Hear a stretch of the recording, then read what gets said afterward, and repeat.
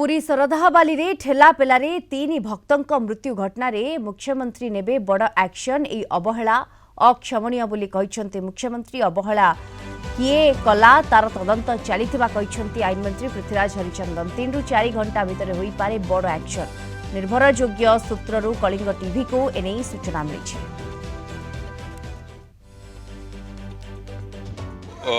अत्यंत दुर्भाग्यजनक घटनाटे घटला। माननीय मुख्यमंत्री भी तांकर सोशल मीडिया जरिया जनईचंती जे ए जो घटनाटी घटी से जो माने भी दोषी बोली जना पड़िबो किंबा प्राइमा फेसी जहाँ आसीबो से जो माने अवहेला करिसंती बोली जना पड़िबो तांको भितर कठोर रु कठोर कार्यानुष्ठान निया जिवो। जेतेबेले घटना घटीची से बाबद रे तुरंत आमे डीजी पुलिस को कहवा पर डीजी पुलिस भी जाइकी से बाबद जहाँ तर्जमा से करि सारिचंती एवं से संपूर्ण घटनाक्रम को संपूर्ण घटनाक्रम को तार जो तदंत परिसर भितर को नहीं से कथा को मुख्यमंत्री से अवगत भी कर सारी। सेठी से काम होची पुलिस प्रशासन से बाबद रे पुलिस प्रशासन जहाँ करवा कथा से माने कहते करिचु बोली किंतु अवहेला होईची बोली से कथा जहाँ जेहेतु घटनाटी घटिला तार अर्थ होची कोनस ना कोनस जगह अवहेला होईची जहाँ फल माननीय मुख्यमंत्री भी आज जगन्नाथ प्रेमी मानक मनरे जो